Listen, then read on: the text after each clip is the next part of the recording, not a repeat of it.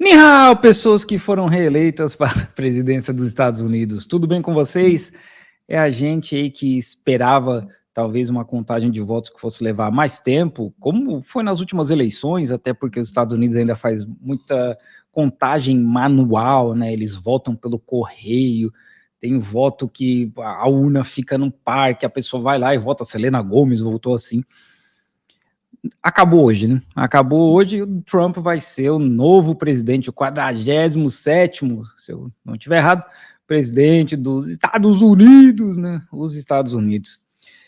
Bom, isso pra gente, né, não é algo positivo, porque a gente sabe que vem aí uma ascensão mais forte da extrema-direita. O Bananinha estava lá com o Trump lá em Mar-a-Lago, né, onde ele estava acompanhando a vitória do Trump, o Elon Musk estava lá com ele. Nada disso é bom, né? Principalmente para a gente no Brasil. Mas, e aqui para a China?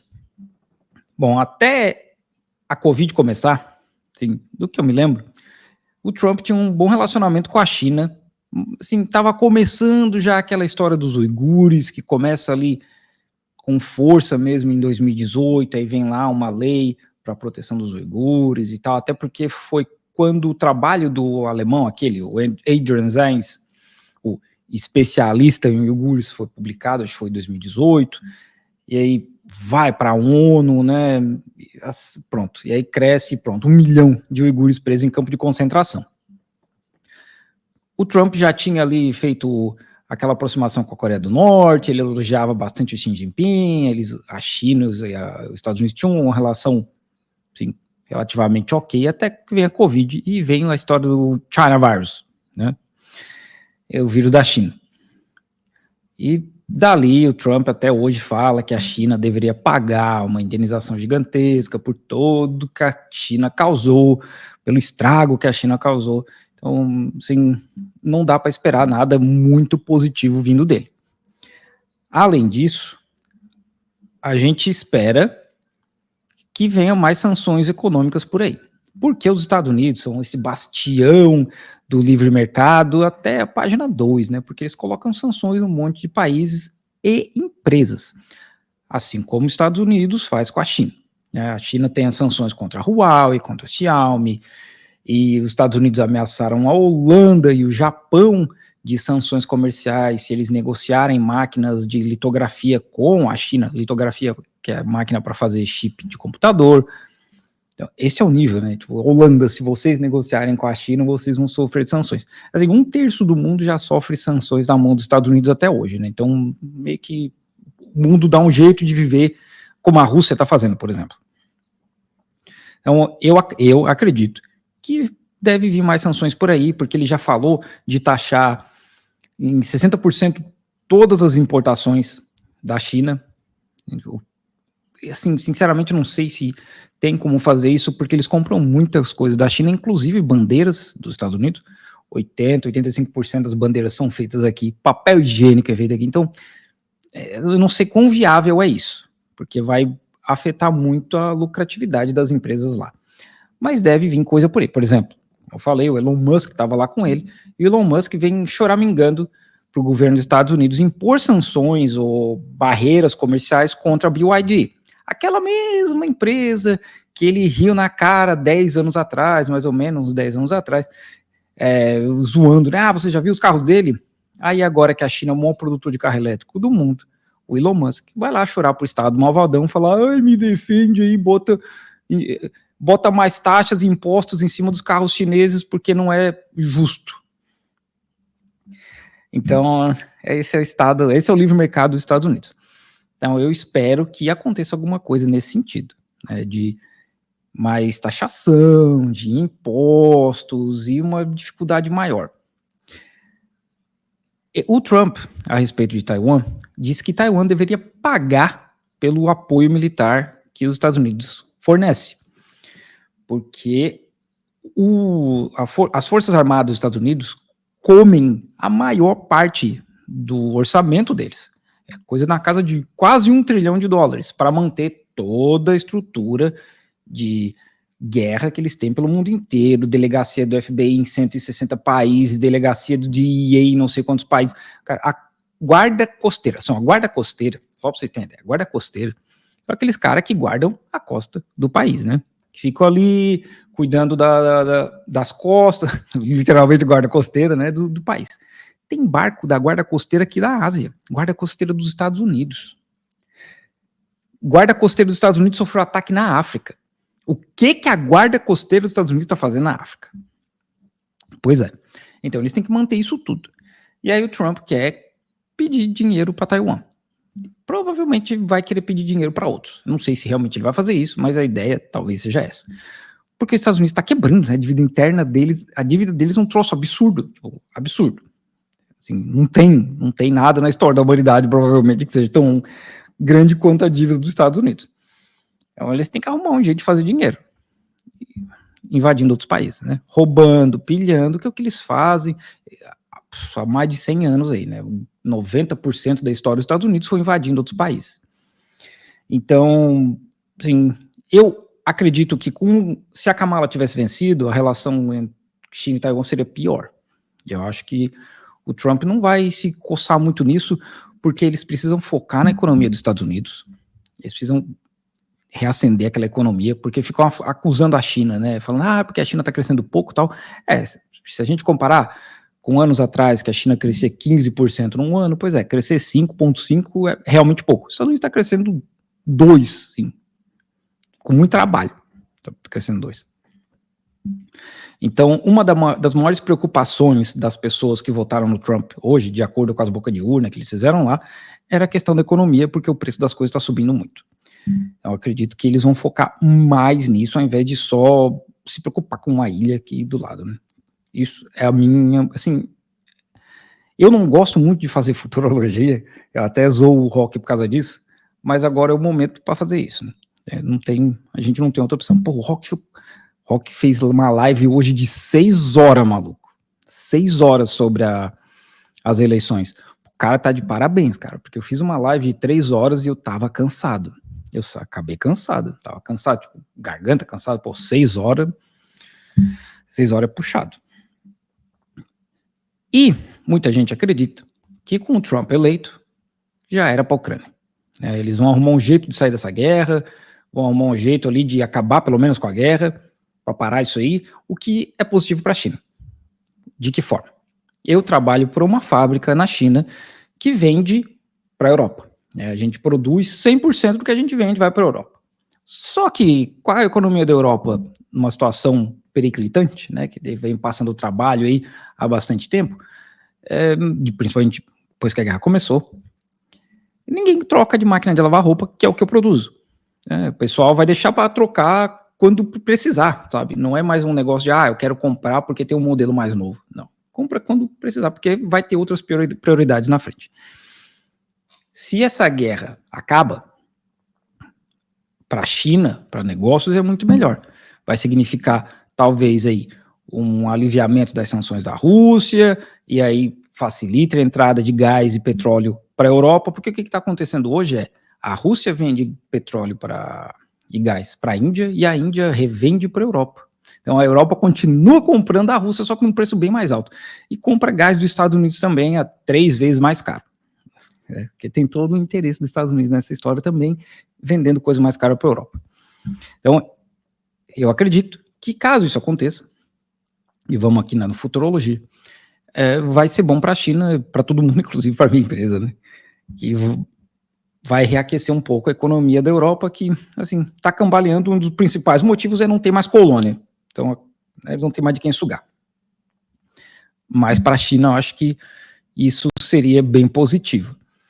Assim como eu acredito que os democratas estavam puxando muito mais essa coisa da OTAN aqui na Ásia. Que eu não sei como é que eles chamam, né? Eles dizem OTAN da Ásia, porque a OTAN é a Tratado do Atlântico Norte, e aqui é o Pacífico, né? Mas eles estavam puxando isso cada vez mais, a ponto de abrir um escritório no Japão, e aí agora o Japão lançou um novo porta-aviões, acho, e aí o Japão vai gastar uma fortuna com defesa e tal. Isso é muito dos democratas puxando isso. A Nancy Pelosi veio para Taiwan há 2 anos atrás, sabe, toda essa provocação. Eu acredito que isso com o Trump vai dar uma amaciada. E aí eu não estou aqui dizendo nessas coisas no sentido de, nossa, o Trump é melhor. Para mim, os dois são ruins, né? A gente que sabe, assim, que conhece a história dos Estados Unidos e tudo que eles fazem em termos de política internacional, não tem presidente dos Estados Unidos bom, não tem. Não tem. Se o Tribunal de Justiça, Tribunal Penal Internacional realmente fosse algo que funcionasse, o Obama estava preso. Obama, os Bush, essa galera toda, o Trump, a Kamala, Hillary Clinton, tá todo mundo preso. Mas não funciona, né? Tá lá o Netanyahu solto. Inclusive aí, assim, que não tem relação direta com a China, né? Mas dizem que agora o Netanyahu tá no desespero porque eles acham que o Trump vai pular fora, né? Vai falar, isso aqui não tem nada a ver com isso aí, sabe? Isso aí, o problema é de vocês, vai dar uma de Capitão Planeta e o problema é de vocês.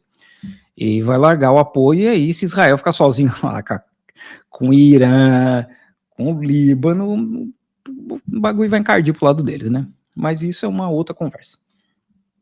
Então, de um ponto de vista, né, de questão de economia, eu acho que esse relacionamento com a China vai ficar mais complicado, né, eles vão taxar mais e tal, apesar de que o Trump está trazendo muito bilionário, muito empresário com ele, eu não sei, mas eu acredito que vai piorar um pouco nesse sentido, né? E na parte da política e de guerra, etc., eu acho que vai aliviar um pouco pro lado da China. Não acredito que a China vai ver isso e falar, nossa, vamos pegar Taiwan de volta à força, né? Não é isso, não acho que isso vai acontecer. E hoje, conversando com o pessoal que trabalha comigo, hoje de manhã a gente estava comentando sobre a eleição, né, que já tinha acabado, eles estavam contando os votos, que era hoje de manhã aqui na China, e aí eles, tanto faz, sabe? Um falou, eu acho que o Trump vê que é melhor por causa de negócio, o outro, eu acho que a Kamala é melhor por causa disso, mas tipo, não existe uma preferência, assim, das pessoas com quem eu tive contato, tá? Assim, eu não acompanho as redes sociais da China, assim, com muito detalhe, até porque eu não leio chinês, então não sei como é que o povo realmente tá reagindo a isso aí. Nos grupos que eu tô aqui, o pessoal tá bem nessa de, beleza, o Trump venceu. Se fosse a Kamala, eu sei, beleza, a Kamala venceu. Porque pra China, sabe, aqui, com o contato que eu já tive com gente do partido até hoje, é assim, a China tá aqui há 5.000 anos. O Trump vai morrer, a Kamala vai morrer, a China vai continuar aqui, tá? Então, é 4 anos de nada, no meio de 5.000. Inclusive, o governo chinês postou hoje, né, antes de sair, antes de sair o resultado da eleição, o resultado da eleição saiu agora, fim da tarde aqui na China, né, agora são 8 horas da noite. Eles falaram o seguinte, né, a porta-voz das relações internacionais. A política da China com os Estados Unidos continua consistente e Pequim vai continuar a manejar essa política, né, essas relações entre China e Estados Unidos, de acordo com os princípios de respeito mútuo, coexistência pacífica e uma cooperação win-win, ganha-ganha. Eu tinha esquecido. É isso aí. Basicamente foi isso que eles falaram hoje, antes de sair o resultado da eleição. Então, provavelmente amanhã a gente vai ver alguma coisa do governo a respeito. O Trump ganhou, e agora? E aí tem o pessoal aqui que mora aqui na China, que são sinólogos, né, que estudam China, e trabalham mais com isso. Então, à medida que eles forem publicando matéria sobre isso, eu vou trazer aqui para a gente comentar e tal. Então, por enquanto, né, como eu falei, a gente tem que esperar, o Trump só vai assumir daqui 2 meses, acho que é literalmente 2 meses, né, janeiro 6, que foi quando eles tentaram dar um golpe. E isso isso é que é o mais... O cara tentou dar um golpe de Estado e foi reeleito, cara. Ele tá lá respondendo a 34 processos. Tinha gente com camiseta, né? Eu voto no criminoso, né? Sabe? E o cara é reeleito, cara. Não é possível, mano. Não é possível. E o Bananinha tá lá. Nossa, mano, o filho do Bolsonaro lá, cara. O brasileiro, às vezes, é difícil defender, é difícil. É difícil.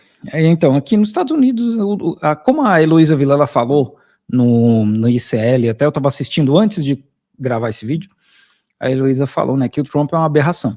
Aqui na China, o Trump não ia ser nem síndico de prédio, né, porque tem que ter um nível de conhecimento de política, e estudo, filosofia, história, etc., que o Trump não tem. O Trump é uma aberração que só acontece na democracia burguesa, que é o que a gente vê o Bolsonaro no Brasil, sabe? É a mesma coisa, é a mesma coisa. Quem bota ele no poder lá é quem vai usufruir desse poder. E não só isso, o Trump levou o Senado e a Câmara dos Deputados e ele tem maioria no STF dos caras lá. Então, assim, se alguém acha que o Xi Jinping é ditador, o Trump pode ser fácil, sabe? Inclusive, eles falaram de Reich. Reich é um império em alemão, né? Que seria o Reich do Hitler, era o terceiro Reich. Eu não sei se a minha pronúncia não tá certa, né? Não sei como é que fala alemão, então eu vou falar Reich. Em alguns vídeos da campanha do Trump, eles falavam em quarto Reich. Tá? Só pra vocês terem ideia. O Trump falou várias vezes que se ele ganhar, as pessoas não vão mais se preocupar em votar. Então, pegar fogo, cabaré, né? Pra gente aqui que tá assistindo de fora, os Estados Unidos indo pro buraco, que é o que a gente tá vendo, né? A gente tá vendo a economia dos Estados Unidos colapsando, toda essa estrutura do império indo pro buraco. Quem estuda assim, bastante a queda do Império Romano, ou até quem lê Asimov, né, o Fundação, consegue traçar uns paralelos e ver o que está acontecendo com os Estados Unidos. Assim, é bem visível. E aí, muita gente acredita que eles vão tentar fazer um esforço gigante para tentar reaviver isso aí, né? Não necessariamente o Trump, mas os Estados Unidos, de qualquer forma. Mas vamos ver, né?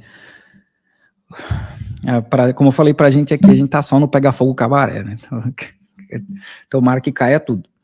Então agora a gente é esperar, como eu falei, esperar os brasileiros começar a publicar material aqui, para a gente trazer uma opinião mais embasada, porque eu falo do pouco conhecimento que eu tenho a respeito desses assuntos, né? Eu moro aqui, converso com as pessoas e leio muita coisa, mas no fim eu não sou especialista em relações China e Estados Unidos, não sou sinólogo nem nada, né?